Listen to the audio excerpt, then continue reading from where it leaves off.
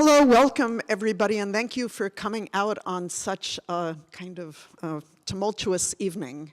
My name is Shelley Silver. I'm Associate Professor and Director of the Moving Image in the Visual Arts Program, School of the Arts.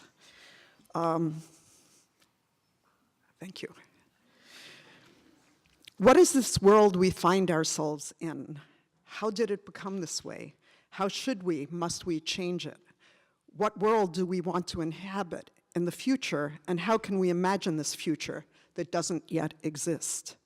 Carrie Mae Weems has been engaging in these questions for a long time through a broad range of mediums, which include photography, video, installation, and performance. Much of her work is lens-based, and as we know, the medium of photography has been haunted since its inception by exclusion, objectification, and manipulation. In Weems's hands, it is instead an often very personal way of focusing and refocusing, touching and retouching, a careful way of seeing and recognizing. Turning the camera on herself and those around her, a consistent thread is the rich and complex lives of Black women, expanding out to family, cultural identity, sexism, class, political systems, and the consequences of power. She has consistently touched us with images of a shared humanity, while at the same time propelling us to question, from whatever standpoint or standpoints we're coming from, our conscious and unconscious biases. The work speaks to struggle, abuse of power, perseverance, and love. It ranges from intimate, quotidian scenes to magic constructions. It can be devastating, but is always hopeful and celebratory through the care and love by which it is made. I would call the work beautiful, and as beauty is in the so-called eye of the beholder, it is a word that must constantly and conditionally be defined. I'd say for me, the beauty is constructed through a coming together of aesthetic balance, a passion for craft, and an active search for justice and understanding. It is beautiful in its radicality. The list of Carrie Mae Weems's accomplishments is a long one. For time's sake, I will only skim the surface. It shows a trajectory of what an artist in the 21st century can and should be. Along with her groundbreaking work, she is a mentor, educator, instigator, and organizer. For example, she is part of the art collective Social Studies 101, whose goal is to reach a diverse and marginalized audience that rarely gets to interact with art in traditional gallery spaces. This includes the Institute of Sound and Style, which is a free summer program for underprivileged young adults from the Syracuse community to discover career opportunities in the fine arts, fashion, and contemporary arts fields.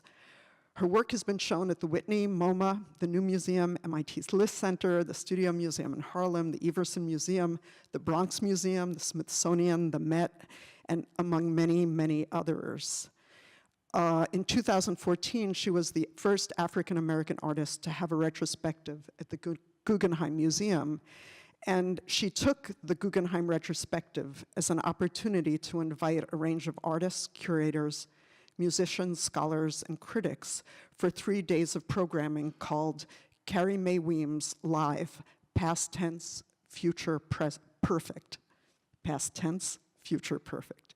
To quote the artist Lyle Ashton Harris, she doesn't make concessions. She has never been seduced by fame or prizes or museum exposure. In fact, she occupies those financial and cultural spaces and opens them up to others. And now I'll talk briefly about the MacArthur Prize, which she received in 2013. I will not use its nickname, the Genius Award, as if it's the celebration of people magically born this way, people who have innate ability as opposed to achieving something through hard work, hard thought, and the ability to take one's gifts and voice and expand it out to the greater community. The actual mandate of the John D. and Catherine T. MacArthur Foundation is to support creative people building a more just, verdant, and peaceful world. By focusing on genius, the just, verdant, and peaceful world gets swept under the carpet. I speak of this tonight because though Carrie Mae Weems is a genius, She is above all a risk-taking, inquisitive, generous, persevering, and influential artist, both through her many-faceted art practice and person. And she certainly doesn't seem to be like someone who sweeps anything under a carpet. It is a pleasure and honor to introduce Carrie Mae Weems.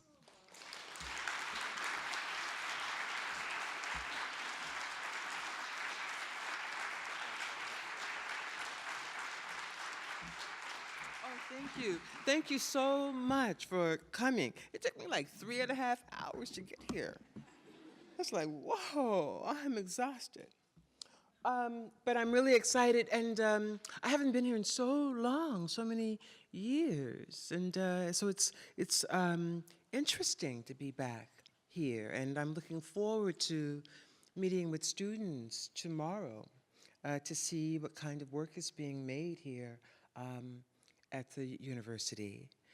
Gavin Browning, who I've been in touch with consistently over the last 10 hours, has been fabulous and wonderful and warm and inviting and so helpful in every conceivable way.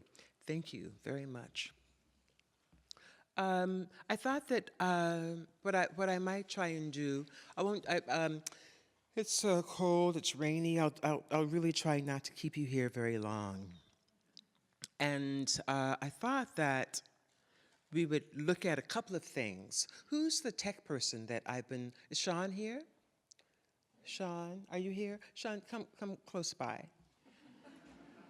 So, where is the music? The music, okay. Where's the music, the 2 pieces of music?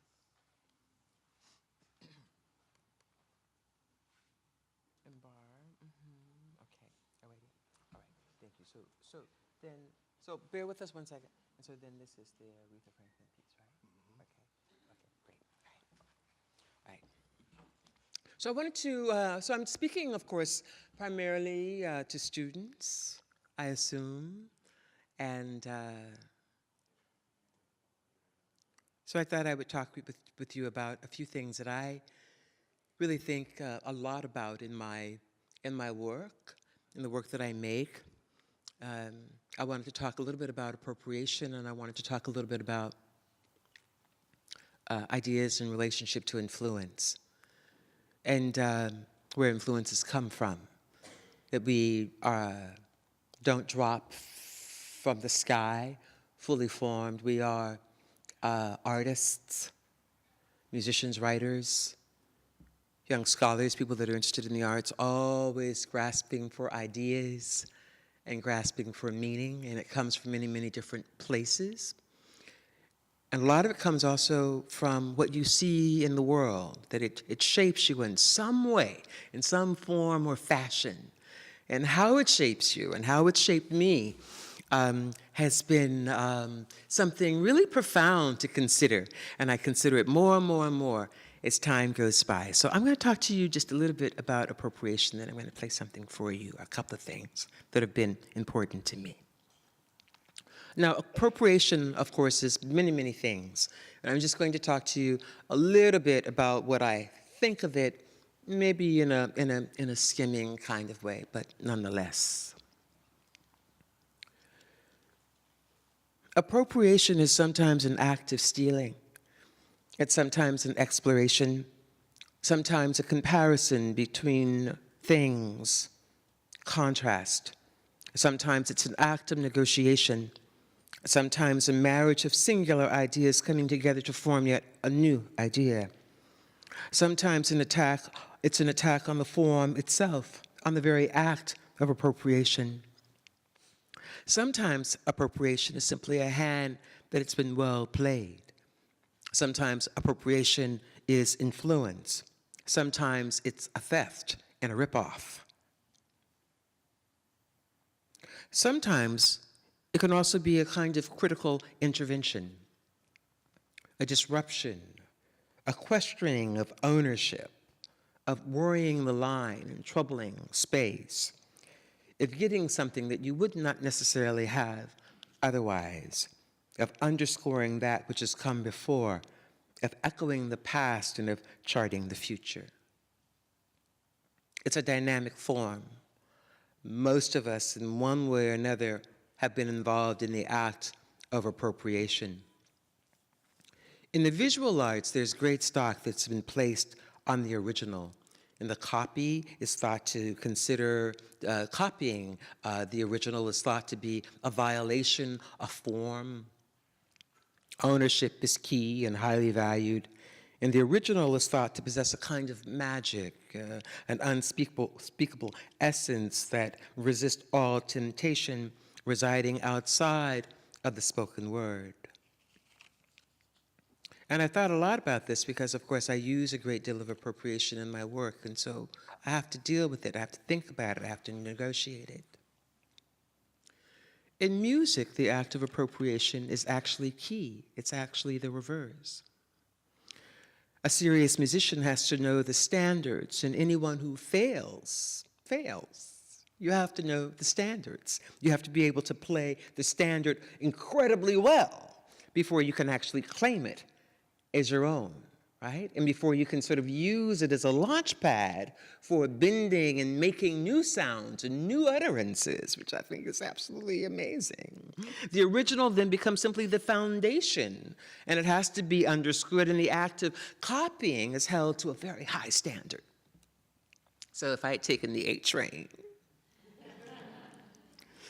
and then once mastered, then and only then can the score be altered, made yours, have your stamp put on it, your articulation layered on top of it. And sometimes if you do it extraordinarily well, we may forget the original ever even existed, right? We've all heard tons and tons of music. It was like, oh my God, that's Luther Vandross singing Having a Party is actually Sam Cooke's version of Having a Party, but so original, so amazingly his own that I didn't realize it, and even though they're my favorite songs, for years. It was like, oh my God, one afternoon. My mother introduced me to the great Aretha Franklin when I was a child, probably like some of you that are also in the audience that are closer to my age.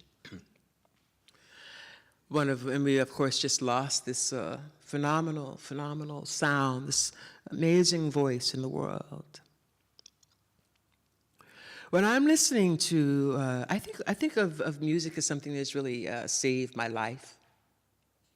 You know, like when I'm out there or in there, wherever I am, I have to have a sound that accompanies me.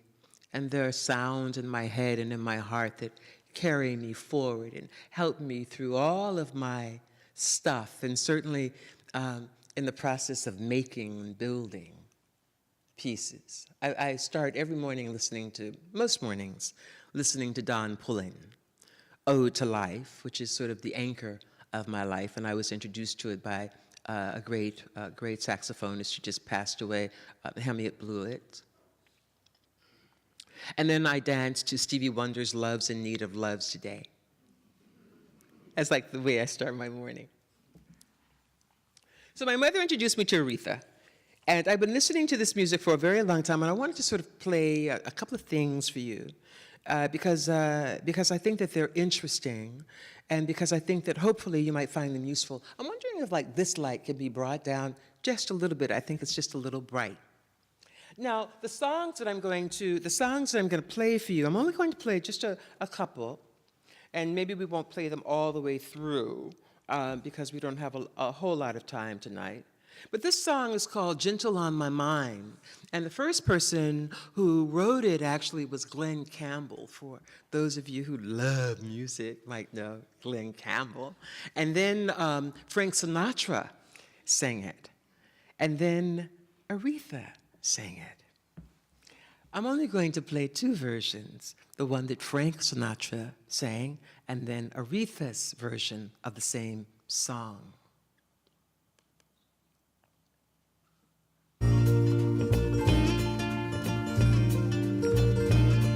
What's with the light? Can you bring them down?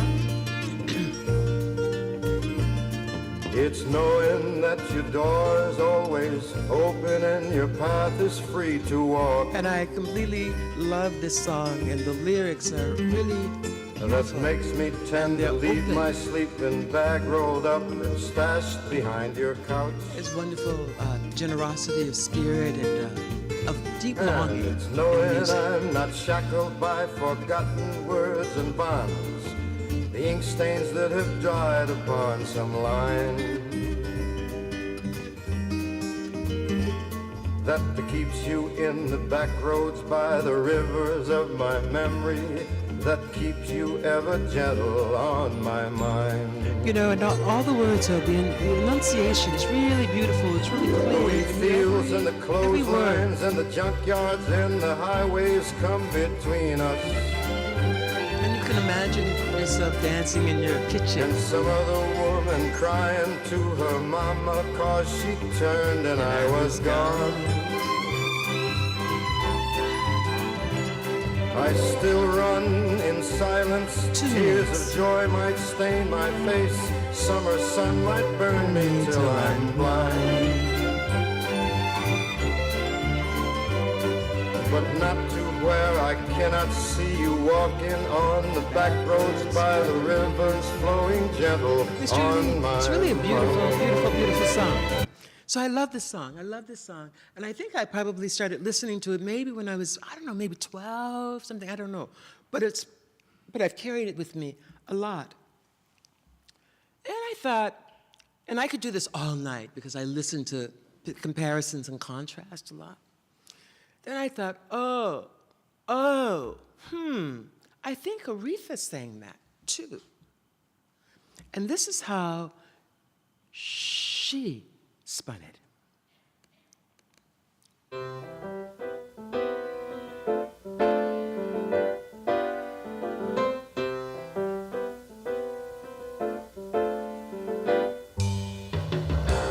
Knowing that your door is always open and your path is free to walk.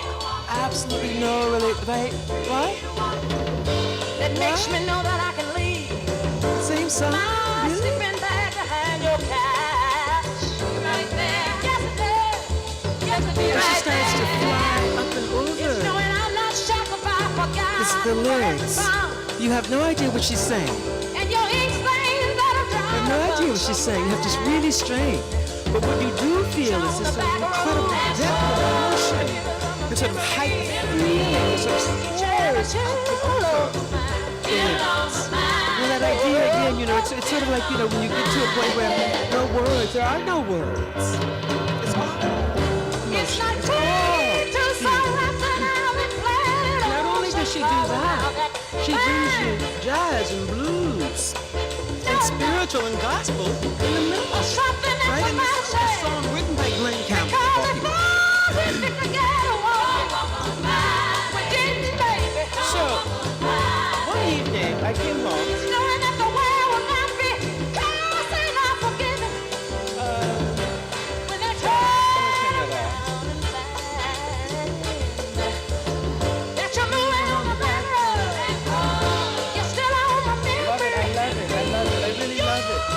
Love it. I mean, when I hear like really great music or music that like really moves me a lot at times, I just have to, like if I'm driving, I have to pull over to the side of the road. I mean, I can't. It's like, you know, like one of the few times that I really can't do two things simultaneously. No, I'm doing this because I think that I've learned, that I've seen a great lesson through this amazing woman. And we could look again at other singers too, and other musicians, and many other people. But I've learned something really profound about what art is, and what it means to be an artist. Really listening to Aretha's music. And then she decided a few years ago that she really wanted to make a sort of, she wanted to like leave her stamp and relationship to female singers. And she thought, okay, you guys are fierce, y'all are bad, right? And you've written some really amazing music, and I respect you, and I am so happy that you've done this. you know, and she lists the artists that she was really interested in, that they really interested her, right? And so she was paying attention. You know, this great woman who comes to the end of her life is paying attention to younger artists. What are they doing, and what is that sound, and what can I give back to them? So this is what she did. Sean, you close by? Okay. So I just don't want to lose my place. And so we go to full view. Okay, so it's going to just pop up as soon as I hit play, right? Yeah. Okay, all righty. This is Aretha's nod and gift to us, and nod and thanks to Adele.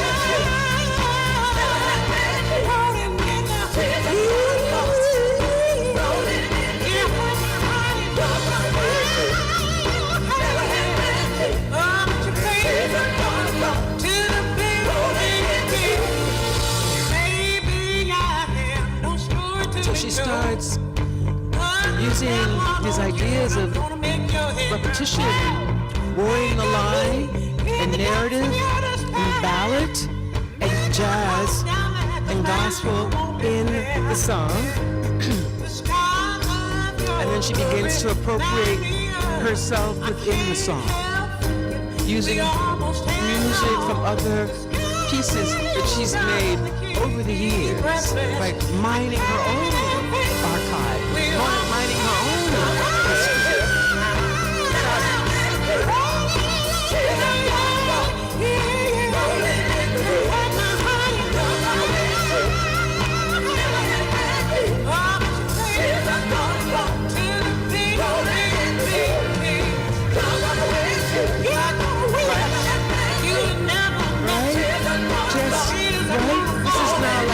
And it's no longer just a love ballad.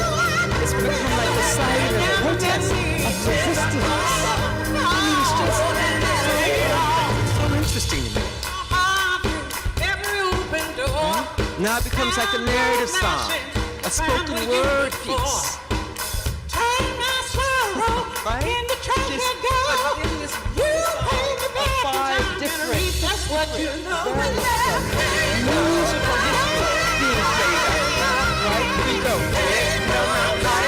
This is something that she wrote 20, 30 years ago.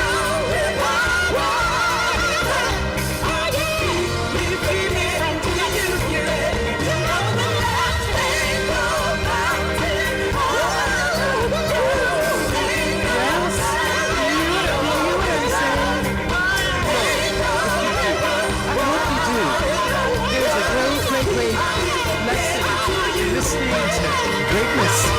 Somebody has found their way. They've made the path, and now they've widened it for your ass. Follow it. Use it. It's a great lesson.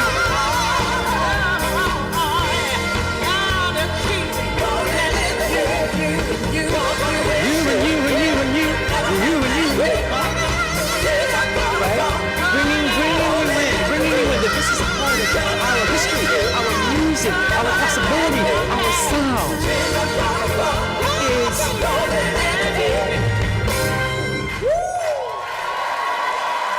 Bravo. Bravo. Thank you, Miss Aretha Franklin. My way.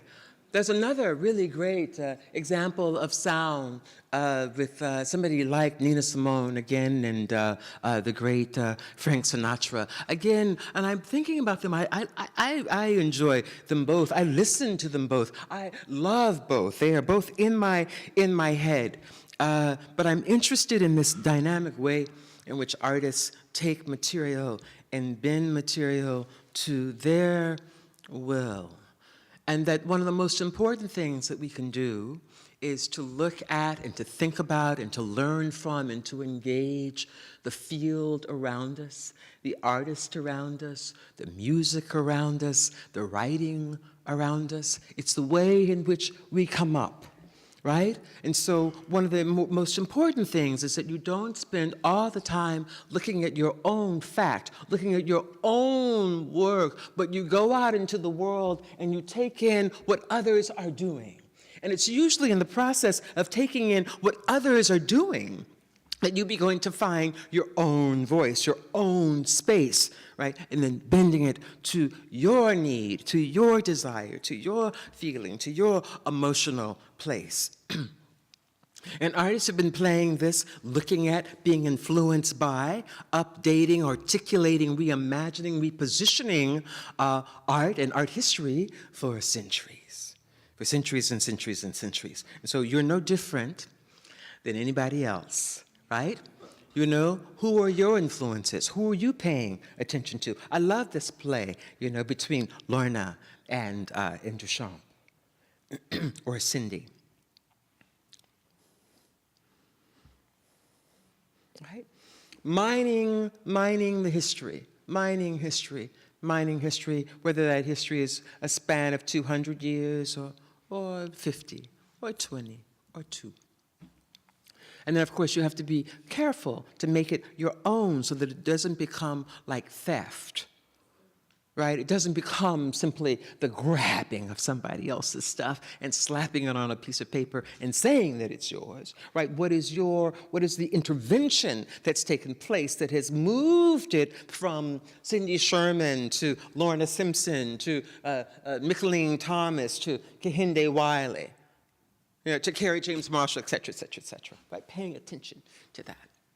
And these ideas of sort of pushing forth sort of certain kinds of ideas. This great painting, Origin of the World, right, becomes what Duchamp makes of it 150 years later, the sort of desecration of the female form. Right? Where a woman is, you know, the origins of the world is discarded and thrown into a field. It's a fabulous piece. I go see it constantly, as much as I possibly can when I'm in Philadelphia, where it's being displayed. So these ideas about influence is just simply that it's something that I come back to again and again and again, considering what other artists are doing, trying to spend time with other writers, other filmmakers, other thinkers, and even people that, you know, have like shunned me, have shunned the likes of me. Like I'm completely in love with Fellini, but he did not love me back. Or spending time with great literature. I read lots of different things, but this one, I read Song of Solomon. It was the first book that I read on my knees. You know, like I would read passages that were so absolutely exquisite. You know, the only thing that I could do was to just drop down to my knees and say, "Right, my sister, right." Right? You know that when you've experienced something that touches you so profoundly, so deeply, you know, so spending time with other artists, spending time looking, thinking, imagining, appreciating, understanding, being guided by other artists. And so I think I probably start every lecture, really, for the last many years, just sort of thinking about the other artists that, you know, that I'm really interested in. And people like Theaster Gates and his sort of enormous project, for those of you who don't know, his Dorchester project, extraordinary social practice project on top of his own practice as a fine artist, right? Beautiful, beautiful work. And then, you know, there are people like Carrie James Marshall, but also, you know, I'm thinking about people like, you know, Mark Bradford, who also has like a really deep, really profound social practice in his organization, Art and Practice, right, alongside of his deeply involved and beautifully articulated fine art practice, right? The two are not separated. In fact, Mark Bradford's wife, or rather mother, used to do my hair, right? And his current studio is in my former loft. Rick Lowe has a wonderful practice. Project Row House. For those of you who are interested in art and social practice, you know, these are like the three masters of the practice, right, that I pay attention to. I'm friends with them. I look at their stuff. I read their stuff. I read their brochures. I go visit them. I think that what they're doing, as, you know, sort of artists saying, I don't have to just be a fine artist, that I can move, right? And there's a way that I can move that allows me to sort of be steeply involved in the community that I care about, and also have like a really deep practice. Like the two things are not separated, though they travel along different channels. So these guys, I think, are really, really important. And I pay a lot of attention to what Mark and Rick and Carrie and people like Jason Moran. Jason Moran, you know, sort of this amazing pianist. For those of you who are interested in sort of music and sort of appropriated forms of sound of music, Jason Moran, I think, is probably, for me, one of the more interesting people that's working contemporarily, but who now also has a really interesting fine art practice. But the ways in which he incorporates other sounds and field music and early music and rap music in his jazz composition is extraordinary. He is truly, truly a master at it. So I'm paying attention. Roy DiCaravo was very, very important to me. I loved him. I keep going back to Duchamp because I think he's so amazing. I think that this is the first great fade. You know, or, you know, the sort of wonderful work that Basquiat made, coming back again and again and again to the notion of music and the notion of record, right? And the notion of the archive and a pattern of building and making. And he comes back to this 100 times over the course of his sort of short life, right? And now is the time, right? Now is the time both as the title to a song, but also to a political and a social and a cultural moment, using it to sort of tease out, I think, some very interesting and important ideas.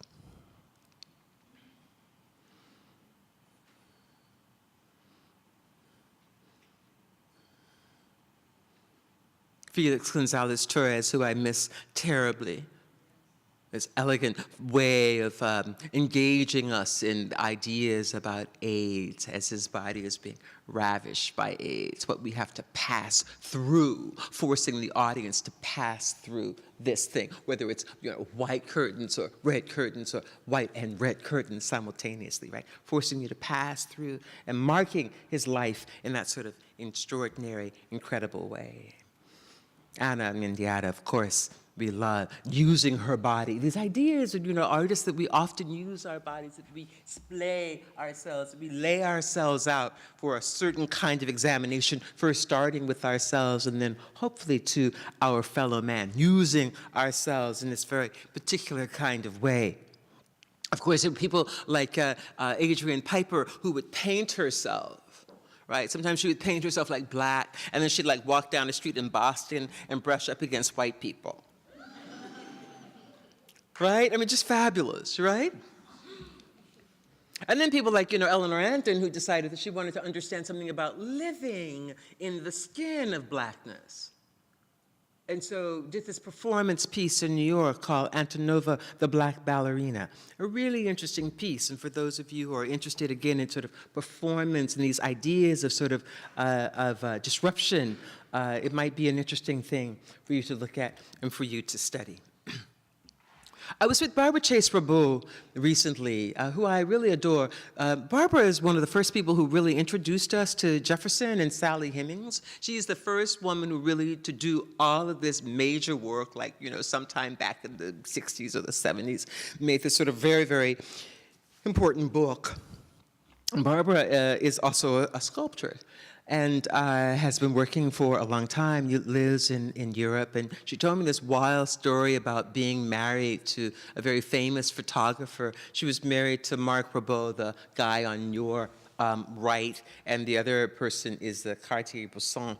And every day, Bresson called the house for Marc, and they would talk on the phone.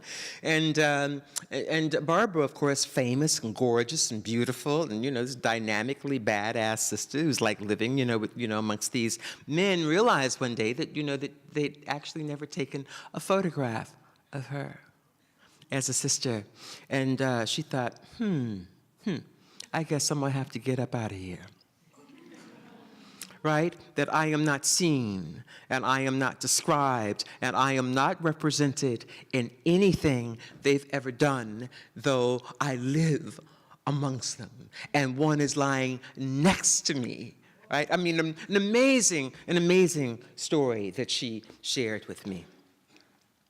So, and I was with her actually last night.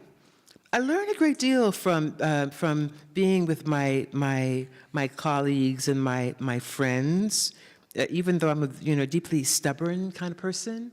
Once I decide that I'm into something and onto something, that I really follow my stuff. But I do try to have conversation with a few of the people that I deeply trust.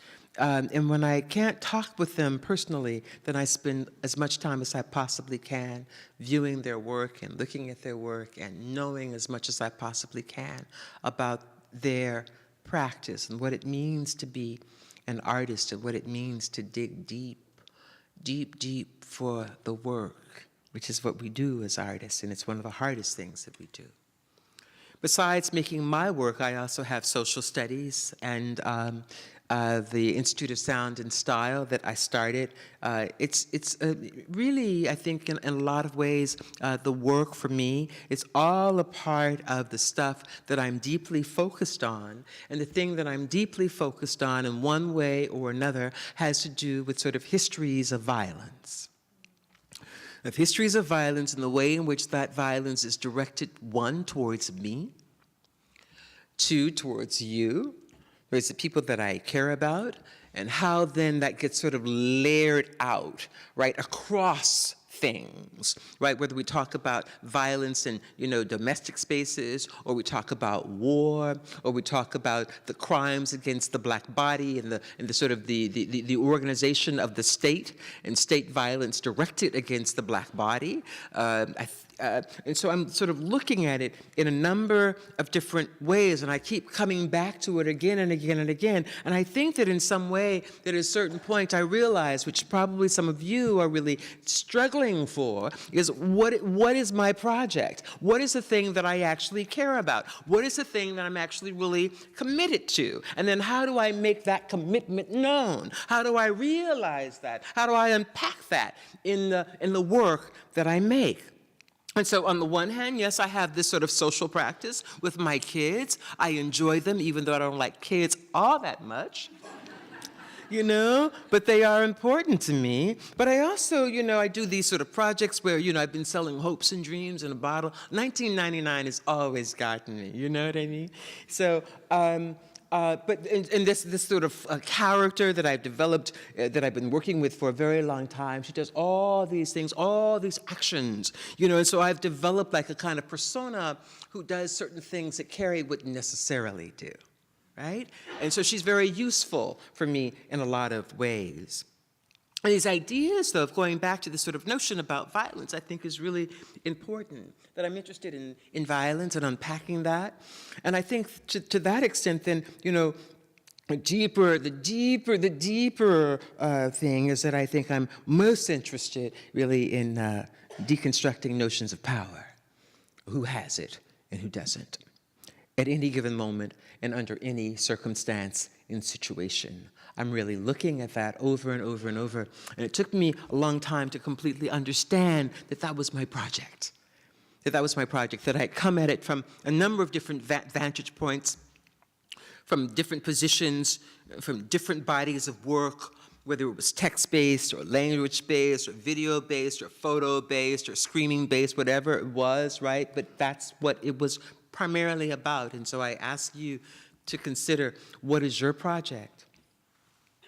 This is a piece that was made by David Hammons, which I think is great. David Hammons is the only artist that I know who can sell snowballs in the snow. I mean, this is a bad brother. And I used to, we have like, tons of friends, and, when Pearl Paint was downtown, like the thing that you would hate to do is to walk out with like, $2,000 worth of shit and run into David Hammons, right?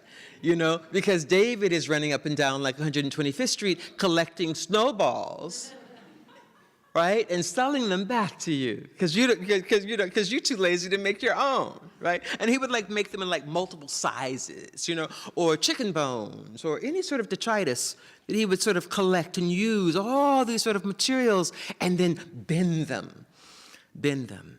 When I saw hoods, I was like really pissed off because I thought I should have made that.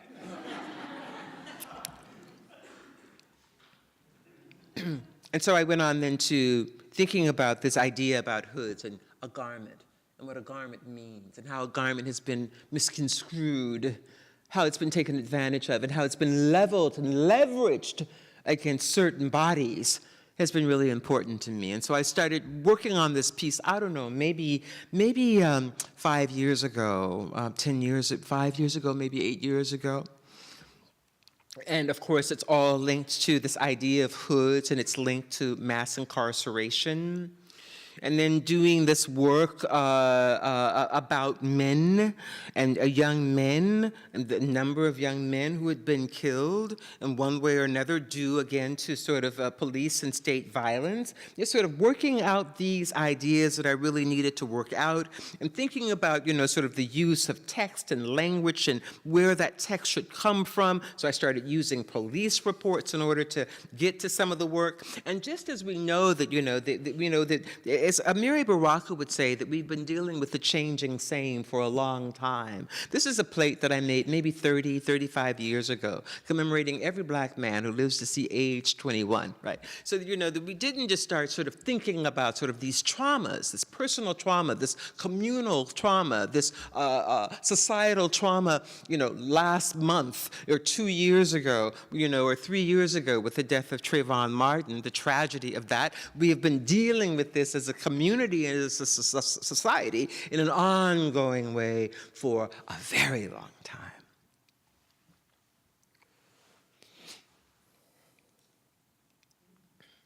A lot of the work that that I make also comes out of these concerns that I have. Past tense and future perfect is another sort of way in which I engage with artists, and I really think a lot about. So I did this show at the Guggenheim, and a few years ago. It was sort of tragic. It was wonderful and tragic at the same time. I mean, it was wonderful for me, but it was tragic that I was the first African American to ever be given a solo exhibition there. This is a problem. This is 2014. Right? So this is really an awful statement. It's not really a point of pride so much for me. It's a sort of a critical inquiry, again, about how this could possibly happen. Is that Donna? No? Okay. But in doing it, inviting having the space, I thought that it would be really wonderful to invite, over the course of 5 days, a group of about 180 artists to join me over the course of, we would start at 5 o'clock or 10 o'clock in the morning, and we would end at 10 o'clock at night. Just with this wonderful, wonderful, wonderful group of artists working in any number of ways across a number of different disciplines. One, because I thought that it was important to do. Two, because I'm like notoriously selfish, and I really wanted to see what artists were up to. And three, because I thought that it would be really important for the institution.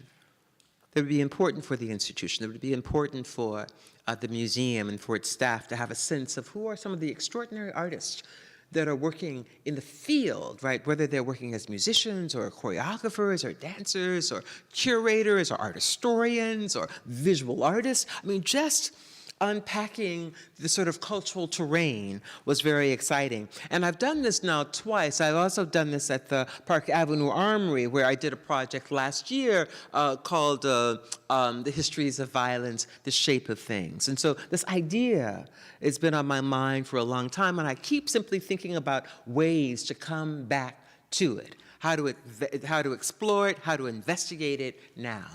Of course, I'm most known for Kitchen Table, which was kind of a wonderful, it was a wonderful time. I mean, I was deeply troubled when I was in the process of making this work. I'd made family pictures and stories already. I'd made in joking for the most part already. And I was teaching and in the process of really trying to discover the sense of my own voice and the nature of my own voice, its authentic quality, what it really sounded like, not some shit that I thought that I was supposed to sound like. Do you know what I mean? Like all of that, you know, really digging deep for me. Digging deep for me. And then one morning, my mother called, and I answered the phone with a voice so unlike anything I'd ever heard coming from my mouth that I put the phone down and I walked around the room for about a minute. And then I actually realized that the voice had really come from me, and that I had discovered myself, that I had found me, and that I had finally allowed her to emerge, and that I was truly all right, as Dr. Rogers would say, Mr. Rogers would say, you know, that you're truly all right just the way you are. But I didn't know that for a long time. But the art forced me into a position that I had to deal with it. That's what art does. It forces you into a position where you have to deal, because essentially the only thing that you're really doing is digging for the truth, right? You're digging for the truth, and if you are on it, you're also trying to illuminate some sense of the darkness. You're trying to illuminate the darkness. We're trying to figure out the pathway forward. We're trying to live with dignity and humility and honesty and integrity. All of those qualities that sometimes get laughed at, but that I think are some of the most important qualities that I want to live my life by. Paying attention to other artists has allowed me to do many, many, many different kinds of things. And Robert Colescott, when he represented the United States, asked if I would do his official portrait. But I knew that if he was asking me, that he didn't want a portrait in the traditional sense. And so I thought that I should make something based on ideas about painting and so forth. Seduced by one another, yet bound by certain social conventions. You framed me and I framed you, but we were both framed by modernism. And even though we knew better, we continued that time-honored tradition of the artist and his model. The idea about being an accomplice in my own victimization is really important to me. How do I participate in what happens to me? How do I relinquish power? How do I relinquish control? How do I give that to somebody over me? And being clear about that is really, really important for me in my life. But working with Colescott allowed me to get to these other issues and ideas that I had about painting. You know, we're all dealing with ideas about representation. Man, woman, black, white, whatever you are, right? We're always dealing with these questions of representation. They are simply inescapable.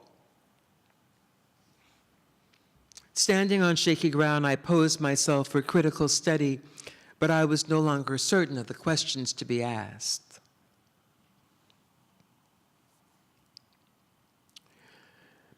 But it was clear I was not Monet's type, and Picasso, who had a way with women, only used me, and Duchamp, who I adore, never even considered me.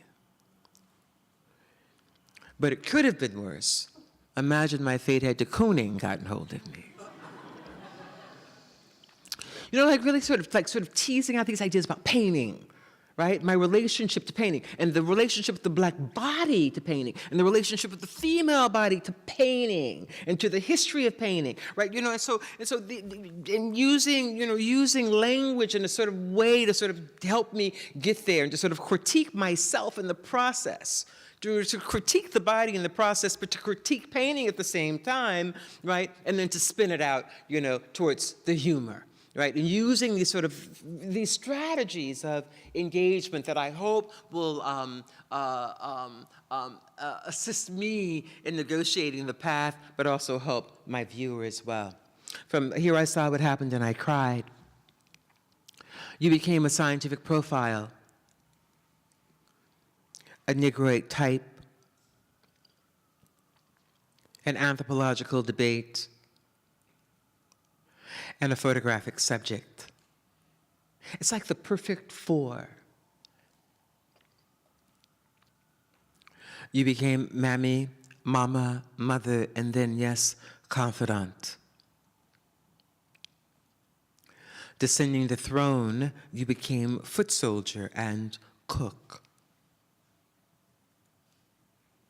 You became house, yard, field, and kitchen. You became Uncle Tom, John, and Clemens Jim. You became drivers and writers and men of letters. And for your name, you took hope and humble.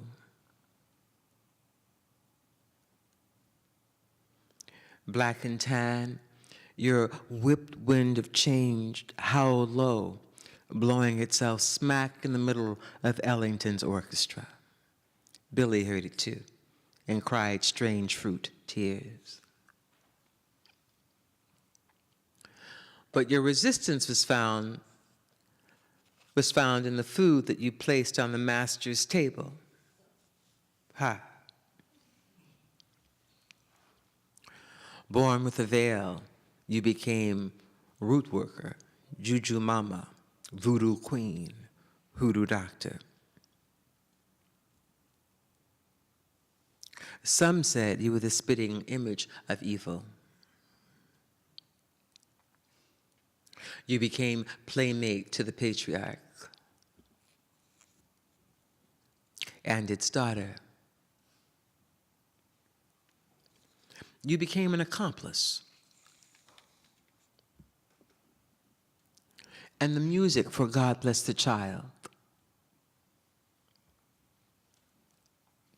And out of deep rivers mixed-matched mulattas, a variety of types sprung up everywhere. You became the joker's joke. And anything with what you were. Ha. And then some laughed long and hard and loud. And others said, well, the only thing a nigger can do for me is to shine my shoes. You became boots and spades and coons. And restless after the longest winter, you marched and marched and marched. And in your sing-song prayer, you asked, well, didn't my Lord deliver Daniel? And this is like, you know, again, like one of those projects, you know, I mean, we could spend like the evening talking about it. There's so much stuff that's happened around this project. At one point, you know, Harvard was going to sue me for the use of the first 4 images that that I made. Again, going back to these ideas about appropriation, materials that I had seen for a long time that I knew that I needed to engage in some sort of way, and that I needed to pick them up and to move them out of the category in which they had been originally deposited for questionable, derogatory reasons. right? And so finally, I thought, well, I guess Harvard should just sue me. They should just sue me, and we should have this great conversation in public. I was terrified, and then I thought that I was standing on moral ground, even though I don't want to be self-righteous. I did think that I was standing on moral ground, and that there was a kind of higher authority that I needed to answer to. And so I thought, okay, I'm going to represent myself. I'll represent myself, and I will allow them to sue me. And then they decided not to. They decided to actually purchase the first 4 photographs. So life gets complicated. There's a book that's actually coming out from Harvard that's just been finished that sort of really examines this case. A number of lawyers have participated in looking at this case. It has been actually a very, very interesting case, and for all kinds of reasons around notions of race, around representation, around copyright, around appropriation. I mean, it's unpacked a lot of material around this one body of work. Lonnie, Lincoln, and me. I deal with a lot of historical subjects. I am in love with history. Lincoln, I think I saw in my house when I was a child. And it's a video piece. It's a video work. It's available online if you'd like to see it. Right now it's traveling with Jason Moran's traveling show because Jason Moran actually did the music. And it's constructed out of a Pepper's Ghost. I wanted to do a hologram, but I didn't have the money. And so I did a bit of research, and I found out about Pepper's Ghost, these sort of trick projections that are used, that were used in former times in order to give that sort of ghostly illusion. It's actually really interesting. It's an interesting piece that doesn't get a chance to play very often. It's a portable theater. But I'm very interested in it, and so it examines these sort of relationships, starting with Abe Lincoln and moving to my great friend Lonnie Graham, and then deconstructing the female body at the same time. All 3 of those things actually get covered in the work. And then I had like the amazing opportunity recently to work with Mary J. Blige, which was really fabulous for for W Magazine. I worked with her over a period of she was so open. I was supposed to photograph Solange, but we couldn't get it together. And so Mary, and Mary was so gracious. There's nothing like working with somebody who's like really gracious, so here's this like important woman, and I said, well, we have to have a phone conversation. We can't work together without having a phone conversation. I'm not a commercial artist. This is not what I do, And she said, I'm going to call you at 6 o'clock. And at 6 o'clock on Sunday evening, Mary was on the phone saying, hello, Miss Weems. And we've been friends ever since, I'm happy to say. She's a wonderful, wonderful woman, and working with her has been really a pleasure. Working with Spike also, and I'm in his new section on She's Gotta Have It. I play myself, which is kind of amazing and really fun. And I don't want to be in the movies ever again. It's not my thing. I don't like standing around. I'm too active. And then, of course, working with people like Hank Willis Thomas in his For Freedoms project. I've been doing that, and I've been making these projects for a long time, and so it was sort of easy in some ways for me to make them. And there are other billboards that have gone up. I actually don't have any examples of them. Case study rooms. I'm always looking at sort of case studies, so I thought that I should build my own case study room. And I have a volume on the history of violence. These are all my own sort of individual sort of explorations. Constructing movie rooms and theater sets in order to play out my work in and to build my projections in. So I'm just sort of working on these projects right now. The Africa series has been like a really important body of work. And the thing that I find really interesting about work is that if you get out of its way it will tell you what it is, and it will tell you what you're interested in. That if you pay attention to the work, it tells you what you're doing. And often, the work is much further advanced than you are.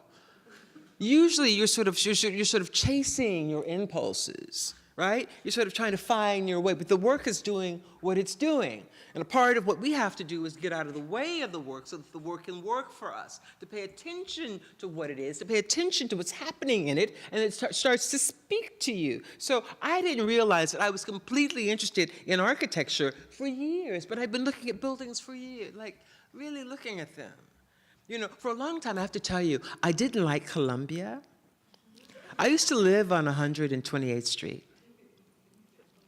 I lived there when I was very young, and I lived there with, like one of the first transsexuals in the United States, over 128th Street. 28th Street, I think, 28th Street. Maybe it's 26th Street.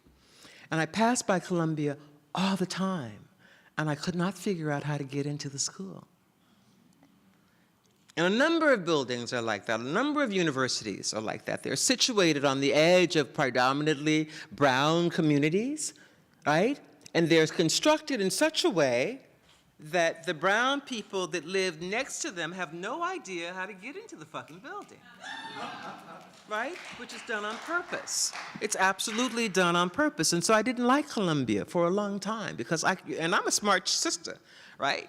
I could not figure out, how do you get into this building, right? And you would walk for blocks coming up Broadway and could not figure out how to get into the building. It's very, very interesting. So it was closed to the community that it was situated in. Yale is very much the same way, very problematic. So I've been paying attention to architecture since I was a 20-some-odd-year-old girl, 18 actually, when I first moved to New York and couldn't figure out how to get into Columbia. So these pieces, all about architecture, many of these pieces are about architecture, sort of the structures of power in relationship to slavery. So, I'd done the Sea Island series, then I went to, to Africa, to West Africa, to Ghana, Senegal, Mali, various places like that, just to sort of look and to see and to understand. And I realized over and over and over that I was really paying attention to the shape of things, to the architecture, and what the architecture told me about where I was, and what the architecture told me about who belonged in a space, right? The sort of sexuality of architecture, the power of architecture to tell us who belongs in a space and who does not belong in a space, right? This sort of really beautiful, sensual, female form, as opposed to this, right? Inscribed in the architecture, allowing us to know, right, talking to us about what it is. So when I, when I went to Europe for the first time, not for the first time, actually much later in my life, I thought that I was going to Rome early in my life. I tell the story that, that I encountered Rome by, 3 coins in the fountain.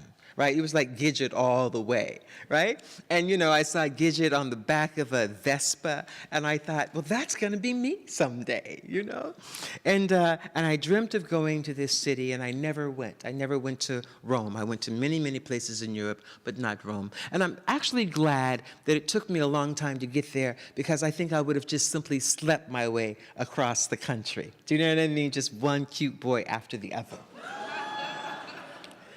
But when I went as an older woman, nobody was particularly interested. Nobody was interested. I got no play. Which meant that I had lots of time to work. And but it was really great. And I worked in Fellini's amazing studio. I'd always, again, this Fellini thing, I've gotten it very early in the morning to watch his films because my husband can't stand them. So I'd have to get up extra early so that I could pay attention to them. So I love this man. I've really, really appreciated the sort of amazing mind. And I kept looking for myself. I kept looking for a representation of myself in Fellini and in Bergman and these Pasqualini and all these great, great filmmakers, and I was never any place to be seen. And one of the first times that I saw a black woman in a Fellini movie, she turns into a caricature. And I was absolutely devastated by that. I thought, here is this brilliant man with all this capacity, right? Right? And Negroes are just right across the straits. And this is the only thing that he can do? It was very, very disappointing. But I was still happy to have my studio next door to his at Cinecittà, and I made a film called Italian Dreams. And then I started to explore the architecture of the city and to think about the role of the city and the power of architecture and the way in which the individual was made to feel in relationship to all things architectural, primarily in the city of Rome. And I just minded like nobody's business. I would get up every morning at about 4 o'clock in the morning, 5 o'clock in the morning, hit the streets and photograph until I couldn't anymore, and then come home and process my film and go out again the next day and just work, really looking at this city and how the city worked. And then, you know, I thought that I really needed to, you know, sort of photograph ancient Rome, and then modern Rome, and urban Rome, and Mussolini's Rome, which is very important to understand Mussolini's Rome because it's very different than ancient Rome and fascist architecture. Again, always thinking about, you know, the body in relationship to these structures, and how the body and how the individual is made to feel as they approach those structures. It's very, very, very interesting. And there was a whole science, you know, that people like Speer and Mussolini's architects sort of talked about in relationship to the individual in relationship to the state, and how they should be made to feel when they walked into those buildings. They should be trembling, right? And so I wanted to sort of think about that. Now, just as I was finishing it up, like literally on the last day, I had been there for a year. I went to the American Academy in Rome, a really great place. All of you young students and professors and young colleagues should keep it in mind. You know, if you think about doing something wonderful in Europe, there are these great, great, great projects. These great projects and residencies and programs that are going on across Europe. Many work-study projects and universities who have their campuses abroad, all of that is going on there. And I have to say something about this that I think is important because it also impacts a lot of us, and certainly the brown people that are in the room. When I went to Rome, and I was actually at the dinner for the American Academy last night, people asked the president of the foundation, what's Carrie Weems doing here? What's Carrie Weems doing here? And then I bumped into tons of my girlfriends, my Anglo girlfriends, and I was, you know, like literally, I bumped into them on the street. It was like, I didn't know, I didn't know you came to Rome. Oh, girl, I come to Rome every year. I bring students to Rome every year. I've been doing this for 15 years. Really? I thought we knew one another. And the point is that this idea, this question of what was I doing there, right, was the question. And the idea that there was no space for me in Rome. What would I be doing in that place? So, you know, that says something very important about how people think about you, could possibly think about you, and could think about your interests. There's nothing in Western civilization, in this sort of great monument, this city for Carrie Mae Weems. This is not her work. But the reality is that out of all the artists that were there that year, I don't know about any other year, but that year, I was the only artist who used Rome as the backdrop for anything that happened at the Academy. In fact, I brought the Academy back into Cinecittà, a famous studio that they'd been dying to get into. So it was, right? And so I think that this is really problematic because what it means is that, you know, if your professors, if your counselors, if your mentors assume, right, make assumptions about who you are and that you have sort of a limited field, right, that she's interested in that black stuff, right, then why would they open the doors to you to Paris and to Rome and to Switzerland and to Zurich and right? You know, you send your ass back to Africa, right? That's your interest. I think that this is very important. This is very deep. Young Asian students have been complaining about the same thing, right? About the ways in which they've been treated on a university level, so that we know that there is a sort of systematic ways in which discrimination happens, and that it keeps us locked out of patterns that belong to us, right? These are simply regions for exploration. And to the extent that your professors, your teachers are not giving you the best of what they have to offer, is to the extent that they're failing you. Right? That's just the reality of that situation, and I hope that it's not happening at Columbia. So Rome was very important. Just as I was sort of finishing up this sort of thing in Rome, I found myself in front of the National Museum of Rome, and then I thought, oh, wow, paying attention to the work. And so I immediately went home, I packed a suitcase, I made a bunch of phone calls, and I started photographing museums throughout Europe, and then, of course, in the United States as well, using my body to sort of bear witness to who belongs in and who is outside, who's in and who's out, who's in and who's out, who's in and who's out. That's been very important. And then I came to the United States and I did the same thing. And so I liked sort of, using myself, testing myself to stand in front of these spaces, these institutions, and to just critically bear witness to what its history has been, right? I don't need to say anything else, right?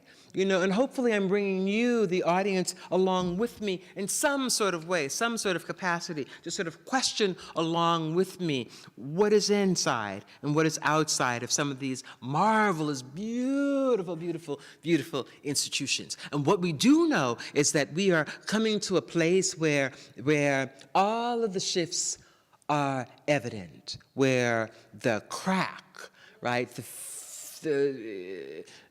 friction, right, is opening up. It's fragmenting, right? And by the year 2025, this will be a majority-minority country. And every institution in the country is trying to figure out how to deal with this question, asking themselves where they'll be, where they'll stand on this question, if they want to be a relevant institution, right? Whether it's a museum or a college, they're asking the same thing. And so you have a kind of power. You have a kind of power and a kind of presence that you never had before. Realize it and use it. I think about that voice, realizing it and using it, right? The great Mahalia singing out, right? Singing out and using her power and her voice to sing out. I'm going to kind of go through quickly some other work, and then we'll end with another piece that I think is important to share with you. These ideas about color and collapsing sort of notions of color have been on me for a really, really, really long time. Nothing is ever binary, nothing is ever black and white. Things are always much more complicated, much more interesting. And so I've been playing with these ideas and using grid systems for a really long time to explore notions of color. Thinking about the assassinations that shook the country, sort of giving us who we are today, starting with the assassination of John Kennedy, and then the assassination of Martin, and then the assassination of Robert, and then the assassination of Malcolm, and then the assassination of Medgar, and then right? You can just go on and on and on. The assassination of all of these sort of amazing people. We don't like to think about ourselves in that sort of third world way, right? But the country, in many, many ways, formed out of tremendous upheaval, Tremendous upheaval. And a part of that upheaval we are still witnessing now in the form of Donald Trump as it breaks, really splinters in an amazing way, a significant way, this sort of shift towards new forms of democracy, a new iteration of democracy. We are witnessing the heaving of something that I think is really important. Hanging pieces and fabric pieces and banner pieces, pieces that hang in large rooms, and always using text to sort of underscore a lot of these ideas. I like language and I like playing with words a lot, even though I'm a terrible, terrible writer. And then, other forms. Somebody wanted me to do a project with around W.E.B. Du Bois, and I couldn't imagine putting anything on the wall. But I was standing out looking at my garden one day, which I love, and I have a great Sarah Bernhardt peony in my yard. And I thought, oh, I could name a peony after W.E.B. Du Bois. And then you could just plant hope in your yard every year if you wanted. And so this plant is available through Hollandworth Farms, and it's called the W.E.B. Du Bois Hope Peony, which I really love. And so please order it, and if you have a garden, plant it. There are other garden projects that I've worked on as well. I think, Sean, it's not, or maybe it will now. Other garden projects that I've worked on as well, MoMA's Garden, which is a new project, a new book that just came out, actually. And I thought that, I wanted to sort of build a project that would, again, sort of use reenactment as a way of thinking about the garden. And so I invited 150 people over 3 days or so to join me in the garden, and I sort of recreated these sort of moments that had happened in the garden over time. So I made jazz concerts. And in some cases, inviting people that had not been historically invited into the space.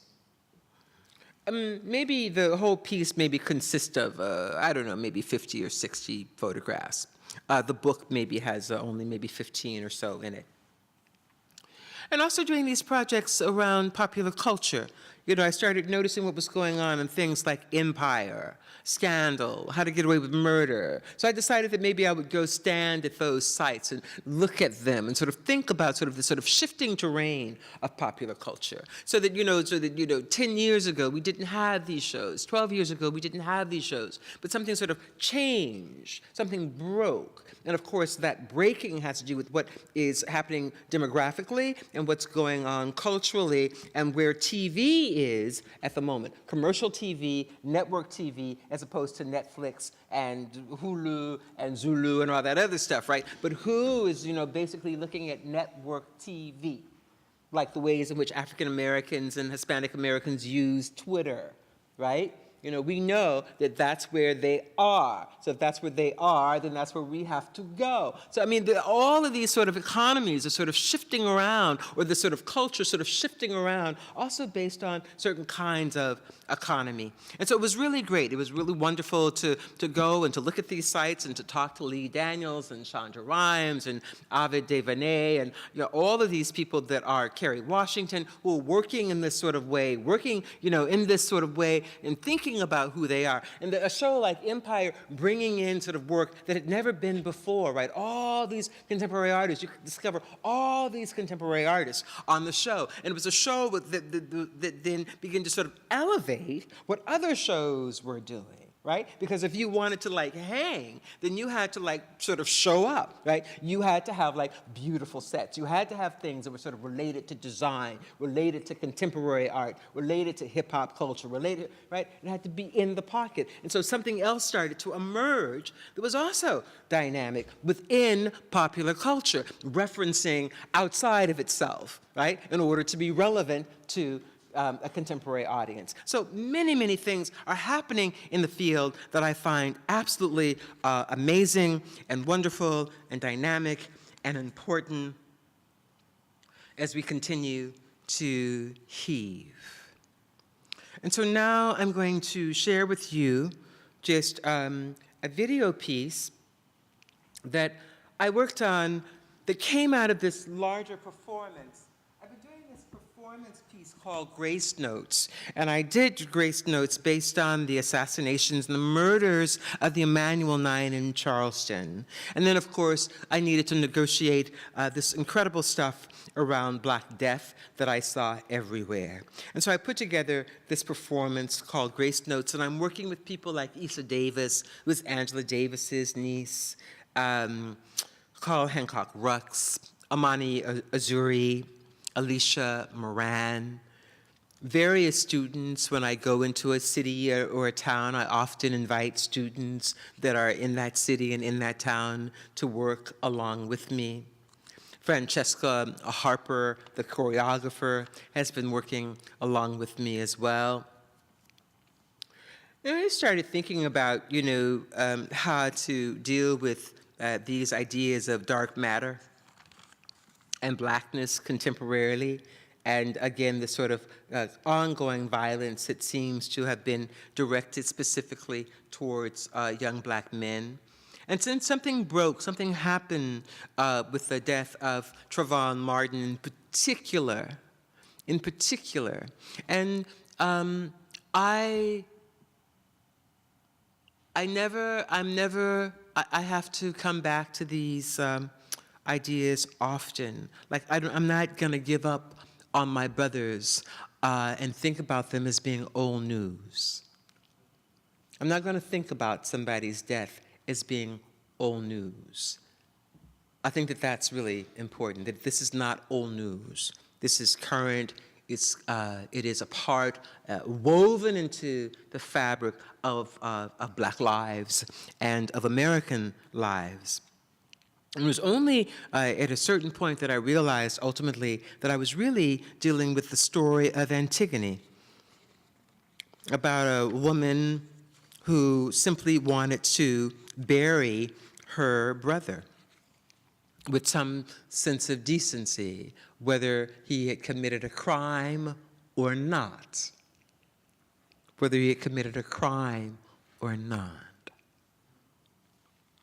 Right? Whether Michael Brown stole a bag of potato chips or not. Right? Okay. So, can we see this, Sean, this last piece? And it's about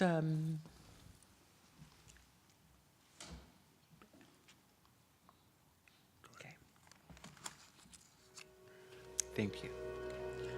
The music is by Craig Harris.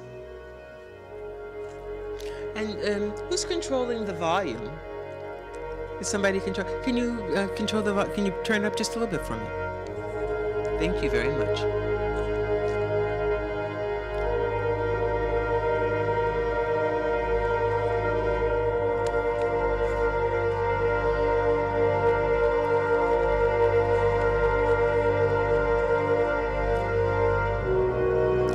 In this mystery of all mysteries, in this Alpha and in the Omega, on a day coming in a world without end, we humbly ask, how? By what means and by what measure do you measure a life? Do you measure it inch by inch, yard by yard, foot by foot, or step by step? By the moments lost, or by the moments gained?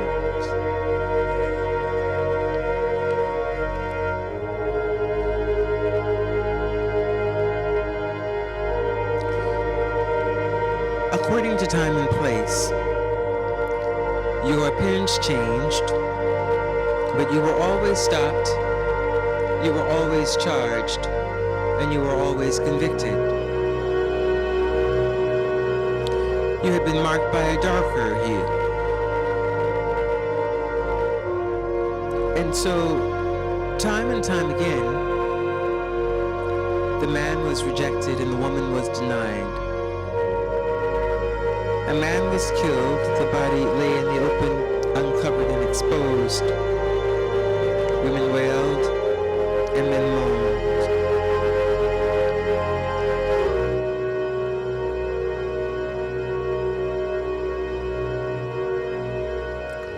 For reasons unknown, I saw him running.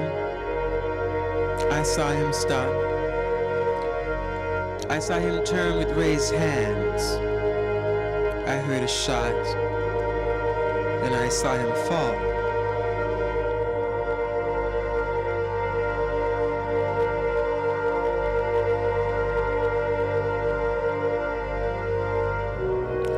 Imagine that you are always stopped, always charged, and always convicted.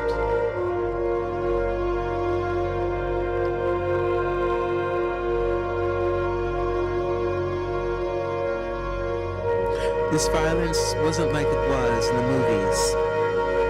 There were no fast cuts, no zooms, and no close-ups. And the numbers do tell a story. She was 25. He was 22. He was 31. He was 36. He was 18.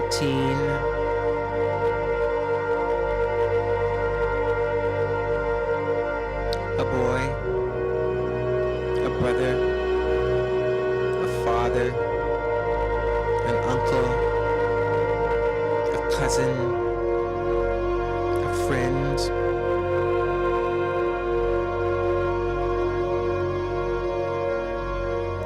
He was 34. He was 43. She was 37. He was 27. He was 6, 12, a sister, a brother, an aunt, a cousin, a wife, a mother. He was trying to get out his ID and his wallet out his pocket, and the officer just shot him in his arm. We're waiting for back. I will, sir. No worries. I will. He just shot his arm off. Told him not to reach for it. I told him to get his hand out. You told him to get his ID, sir, his driver's license. Oh my God! Please don't tell me he's dead. Please don't tell me my boyfriend just went like that. Keep your hands where they are. Yes, I will, sir. I'll keep my hands where they are. Please don't tell me this, Lord. Please, Jesus, don't tell me that he's gone. Please don't tell me that he's gone. Please, officer, don't tell me that you just did this to him.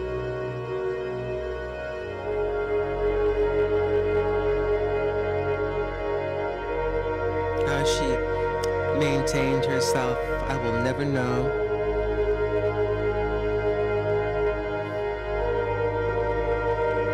People bringing back this material for us, ideas for us to look at, pay attention to acknowledge. It's deep.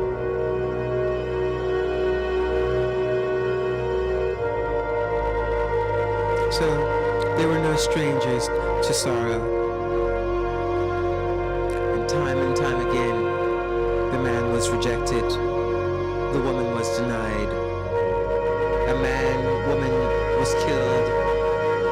The body lay in the open, uncovered and exposed. Women wailed and men moaned. For reasons unknown, I saw him running. I saw him stop. I saw him turn with raised hands, and I heard a shot, and I saw him fall. For reasons unknown, I rejected my own knowledge, and I deceived myself by refusing to believe that any of this was possible. So their rights were denied, and the people said little, and they did even less. This violence was not like the violence that was in the movies. There were no fast cuts, no zooms, no close-ups, no fades. reality happens in slow motion and in somber color. And so we ask this question, in this mystery of all mysteries, measure for measure, how do you measure a life? Do you measure it inch by inch, yard by yard, foot by foot? I saw him running, I saw him fall. But I refused to believe that any of this was possible. And so the people said little, and they did even less. Thank you.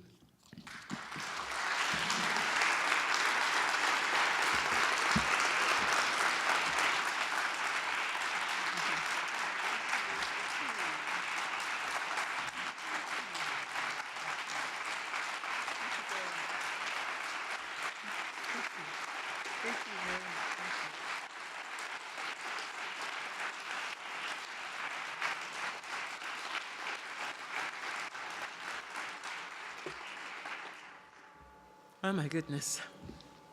Thank you so much. Thank you. So I guess if there are any, we can take maybe a couple of questions, or maybe everybody wants to get home out of the snow. But if you have a question or two or comment, that's fine as well. And it's a lot to take in, so it's sometimes it takes a minute to decompress, and the last piece is difficult to look at, difficult to watch. You know, there are days when we're in the studio. You know, I was thinking about like the journalist. You know, when journalism is under such attack in the country, it's an unfortunate and ugly thing, because a journalist goes into an embassy and his body is completely desecrated and thrown in the garbage can. And that's life.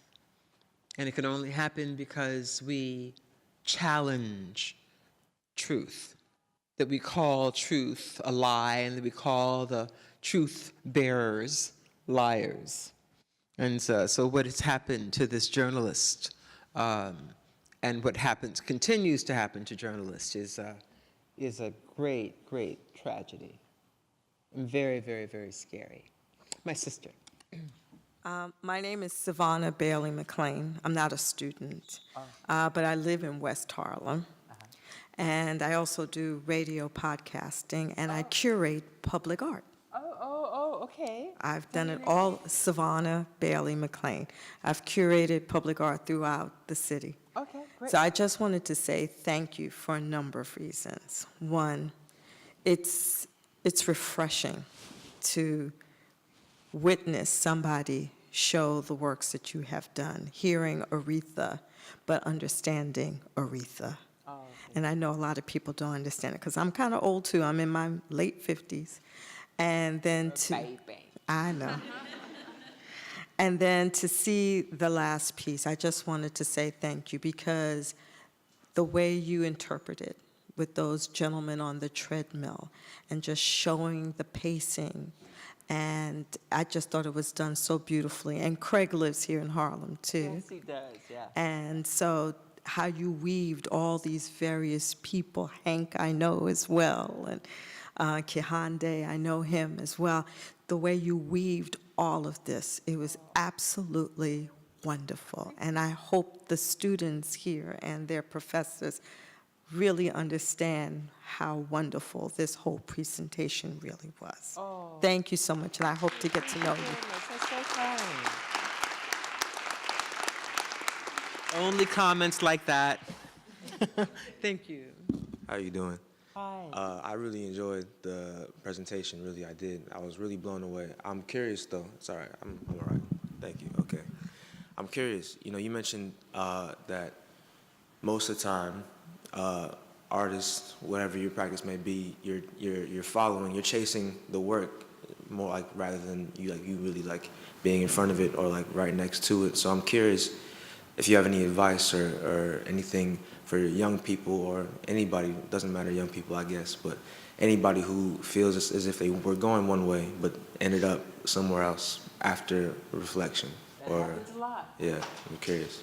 Yeah, it happens a lot. It's been interesting, you know, the piece that I showed on constructing history, that was a piece, occasionally I go into institutions and I work with students, and so it was students at STAD worked with me on this piece, and everybody had a job to do, and it was really, really wonderful. People who entered the program who thought that they were performance artists came out being photographers and videographers, and videographers became performers, and journalists became historians. I mean, it was really kind of wonderful, right? But I think that you're asking something slightly different, and I mean, I think that right now I can't wait to get back to my studio. I just can't wait. I'm like, I gotta get this out. I just want to get it out.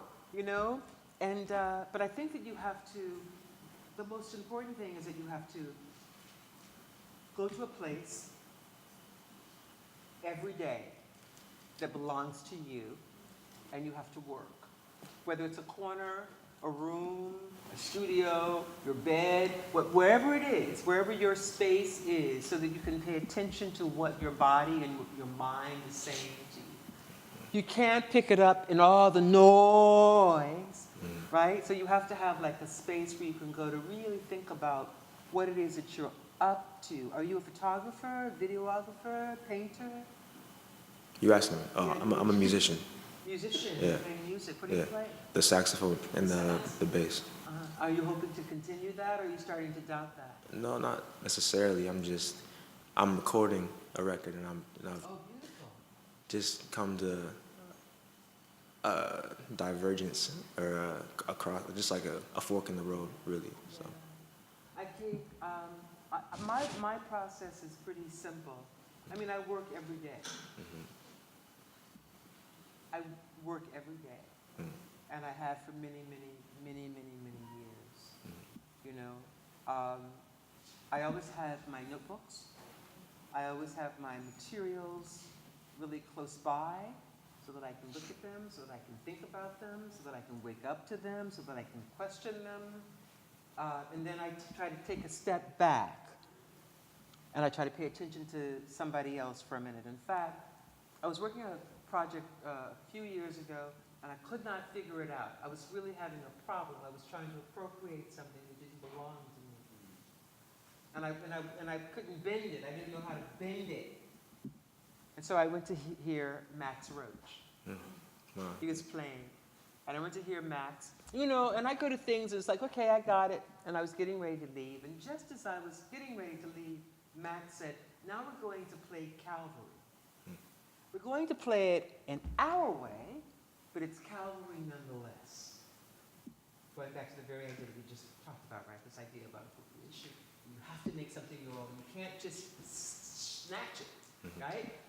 Right? And so when I heard that in our way, I sat back down so that I could listen then to his version of what he meant by Calvary, right?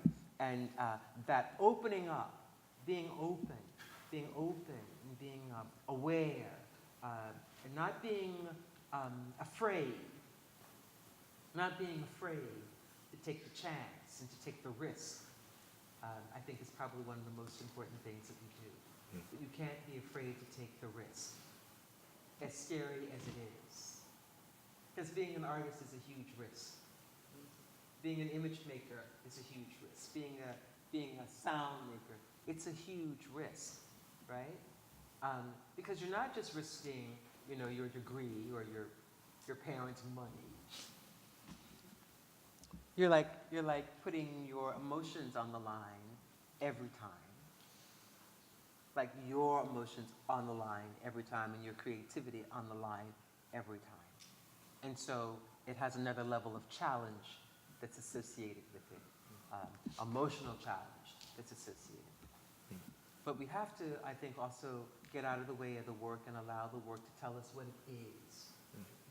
What it is. And what am I doing here? What is it that I'm trying to do with my voicing? And what is the authentic nature of that voice?